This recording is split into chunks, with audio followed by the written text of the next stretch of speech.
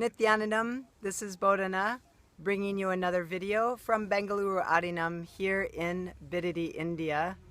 I'm really excited to share today's video with you. I've been wanting to film it for quite a while, and I'm finally taking the opportunity to here up along the road to the Sacred Arts building, where this Shiva Linga that you can see behind me has been installed. So what we have here is called a Shiva Linga. You can see the main pillar part of the linga as well as the base, which is called the yoni. So what is a Shiva Linga? Actually, in a way, this is my whole story. The story is about when you follow your nose, as we call it in the West, and just go to the place it's leading you. Maybe it's not what you were expecting to find, but it might be leading you to the next thing. And that starting in the 80s, I started having a series of what I call awakenings, each one like a bead on a mala, that when strung together easily brought me to Swamiji, to my understanding of Hinduism, and to the life that I'm living now.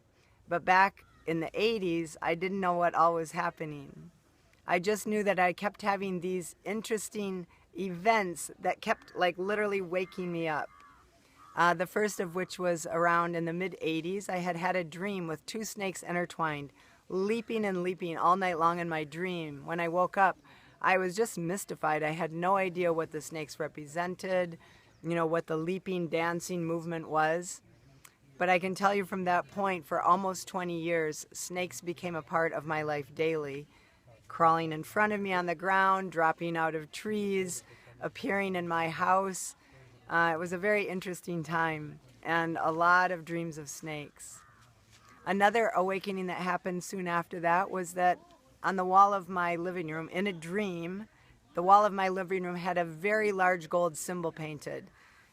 I had to look through a lot of books at that time to find the symbol, which was the symbol Om.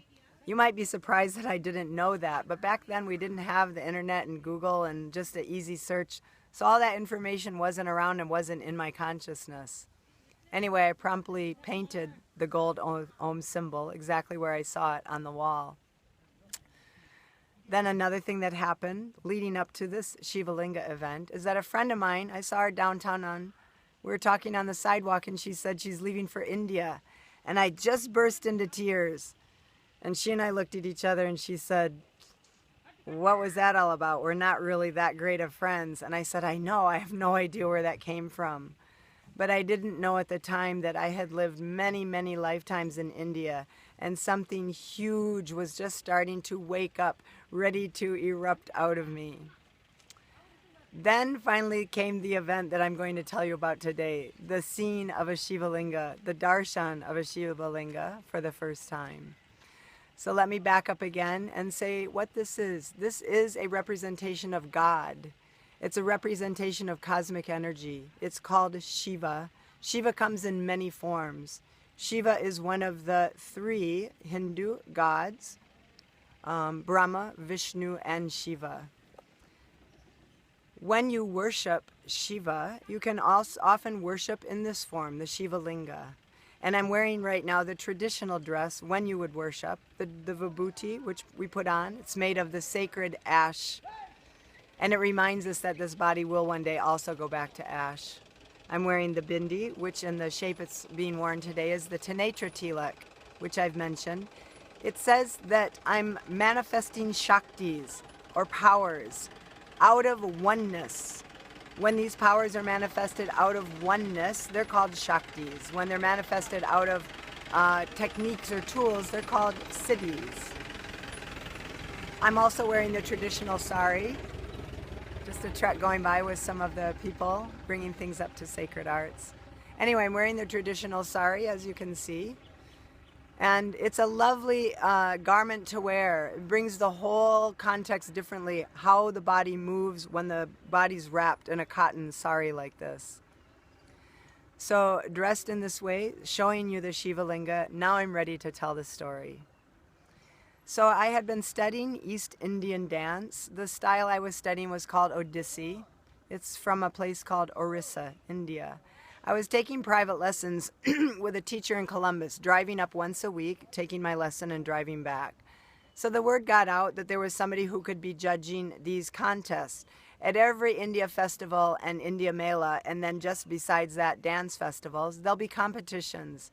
And in this area, most of the kids dance Bharatanatyam.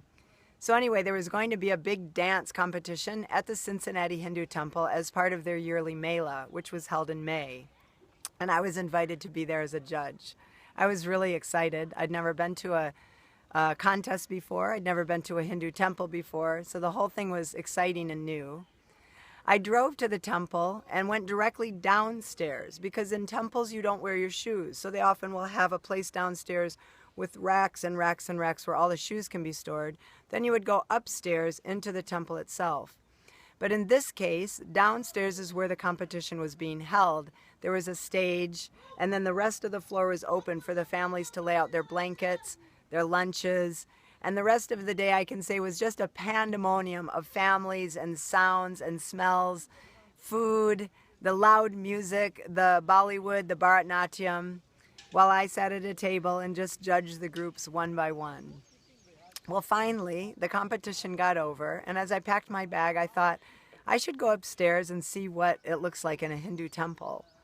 So I walked upstairs, and the first thing it was this large, large room with marble tile on the floor. So the floor is very vast and shiny. Nothing was on the floor at all. Then straight in front of me, there is a row of what I would have called statues, all different, things I'd never seen before, different shapes. Most of these in human form, but directly in front of me was a crystal Om. I found out later that this Om had been made in Italy and shipped to the Hindu temple. So that's the presiding deity, the Om symbol. On the left was a number of deities, which I didn't know any of them. There was Ganesha, Subramanian, but at that time I didn't know. It was just one figure dressed, made up, another figure dressed, made up, all slightly different. Some made out of black granite, some made out of white marble. I turned to the right, and again there were what I would have called statues dressed up. Now I know the word is deity.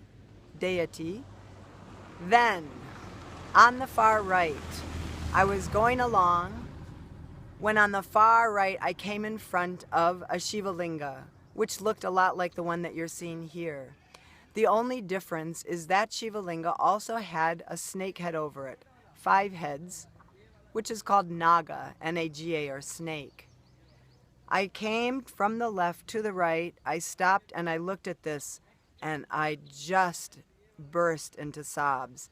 And these were not little wimpy sobs. This was engulfing sobs with heaving that I couldn't control, just like, just crying and crying. I looked at it, and you have to understand, I'd never seen a shape like this. So just like you, if you've never seen the shape, what is it? What do you even call it? It doesn't look like anything. It's not a person. It's no recognizable image. I had no idea. All I knew is that it evoked the deepest emotion that I could not understand. A little girl came next to me. She was only up to my thigh, and she actually tugged on my shirt. And she said, "Why are you crying?" And I looked down at her and I said, "I don't know why. Go get your mom." So she went and got her mom, and her mom came and looked at me and said, she didn't say anything. I said, "What is it?" And the mom just looked at me and she said Shiva Linga, but the words didn't go in. I couldn't understand the word Shiva or Linga. I couldn't understand her accent. None of it I could understand. Plus, it's hard to hear when somebody's crying so loudly. So I asked her to write it down on a piece of paper. So she wrote down the word Shiva Linga. I took the paper and put it in my purse and pretty much fled out of that temple and started driving home. But I could not get that image out of my head, and every time I thought of the image, again the crying would start. Now again, I didn't have access to computers, so it took for me a fair amount of time to find out what this was, what this Shiva Linga was, and then years to ponder why this emotion came out of this, seeing this Shiva Linga. Now I'm just so happy to have the whole thing tied together. Because then once I started, I saw that so many gaps started getting filled in. When can I say I met Swamiji? Probably a long time after that. But I started looking into, Hindu temples. I went to some other classes where I was introduced to some other Hindu deities, and finally met my guru Swamiji, Paramahamsa Nithyananda, in 2006. Now, I had been a Buddhist since being 20 years old, and I was very familiar with the Pali language, with the style of meditation called either Zen, which is what I started with, and then the town I was living with only had a group with Vipassana. So I'd been in that kind of meditation, spiritual seeking. Nothing with Hinduism, except for this awakening of the Shiva Linga. Until I saw a flyer on a door that said there would be a guru, a Swami, giving a talk at the Dayton Hindu Temple.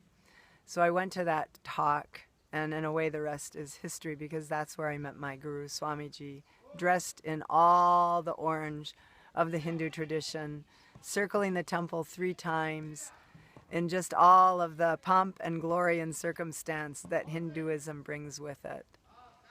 So anyway, now what I'd like to share is that here on the campus of the Bengaluru Adinam, there is a place called the Sarovar, where there are 1,000 Shivalingas, like what you're seeing right here.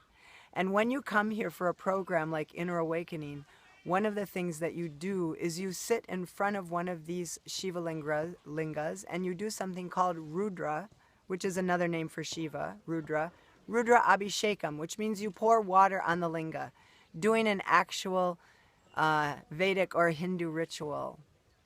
Now, many of you have been hearing about Sadashiva 2016, where we received 47 alchemy products, all designed to wake us up, to bring us closer to enlightenment, to oneness. But Swamiji says that on the day that we perform Rudra Abhishekam to Shiva Linga, that ritual in the Sarovar, in this sacred campus, is equivalent to 1,000 alchemy products. What I can tell you is that my experience sitting there, I counted up, I think since I've been here since September, I've probably done Rudra Abhishekam about 48, getting close to 50 times, being on the campus here. What happens for me is almost every time I sit at that Shiva Linga, I am almost immediately enter an altered state. It's just the most powerful experience, pouring the water on the linga. I don't know for other people, but for me, it's an extremely powerful experience where I very consistently start experiencing oneness with cosmos, with the space, with the linga itself. I have come away from that Rudra Abhishekam with incredible clarity about whatever is next in life, what I need to do, what video I want to shoot.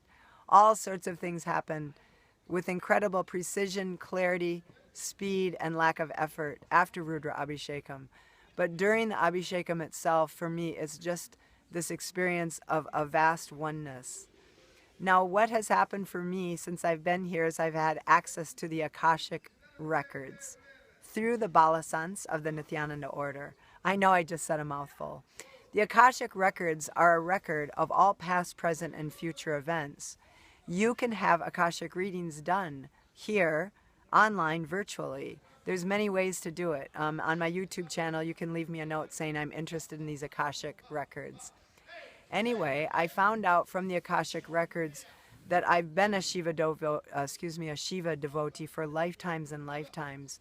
And in fact, 3 lifetimes ago, came to the United States just for spreading the knowledge and the devotion of Shiva.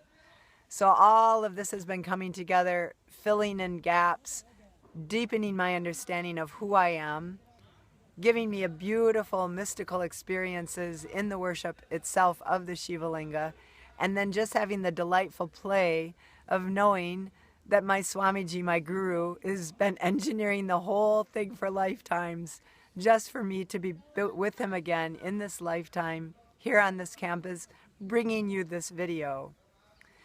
So I'm sure that you'll want to look up a lot more information about Shiva Linga. Of course, I didn't go into that very much at all, But I wanted to introduce it because it's something so foreign for so many of us. And when we finally are awakened to it, the possibilities that it can awaken in us are unfathomable. Thank you, excuse me, thank you for watching this video. You can come to the next Inner Awakening, which is February 26th for 21 days, but actually you'll be arriving a couple of days early for Mahashivaratri, where we worship Shiva in all of its glory. You can come to the campus for that event also. So thank you for watching. Leave me your comments. Let me know what else you're interested in. I have a vast amount of things I want to talk about: parenting, yoga, wellness, as well as all of the things that I have been awakened to in this lifetime. So thank you and have a great and blissful day.